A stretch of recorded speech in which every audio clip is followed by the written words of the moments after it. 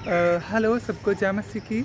आइए मैं आज आपको एक बात बताना चाहता हूँ। मैंने भी ये स्टोरी किसी से सुनी है। वो बहुत अच्छी स्टोरी है। मैं आपसे शेयर करना चाहता हूँ ये स्टोरी को। और आपको बताना चाहता हूँ, बहुत अच्छी स्टोरी है।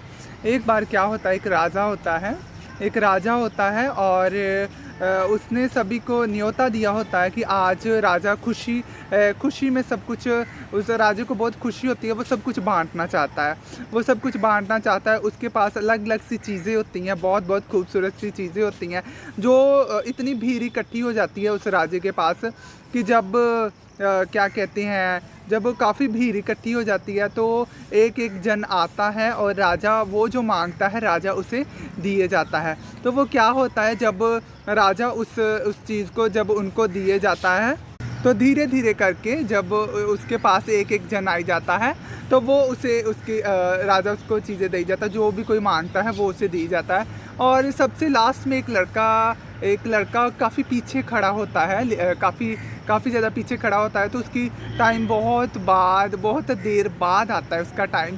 तो जब वो धीरे धीरे उसके पास आना स्टार्ट हो जाता है, तो जब उसका टाइम आता है तो राजा के पास कुछ भी नहीं रहता देने के लिए। तो वो क्या होता है कि जब राजा के पास कुछ भी देने के लिए नहीं होता और जब वो राजा के पास आता है तो वो कहता है, मतलब राजा उससे बोलता है कि मेरे पास तो अब तेरे को देने के लिए कुछ भी नहीं है, तो वो कहते राजा मुझे तू चाहिए, मुझे कोई चीज़ की ज़रूरत नहीं है।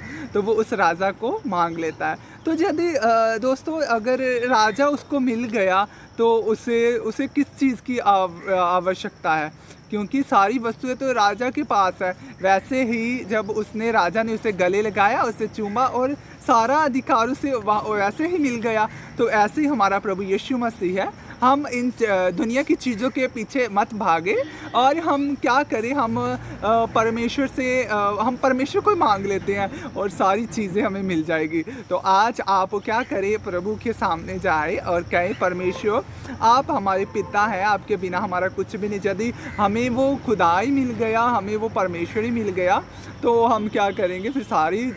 प्रभु का पाक वचन बताता है, जितने जन उसको कबूल करते हैं परमेश्वर ने पुत्र का और पुत्रियों का होने का अधिकार देते हैं।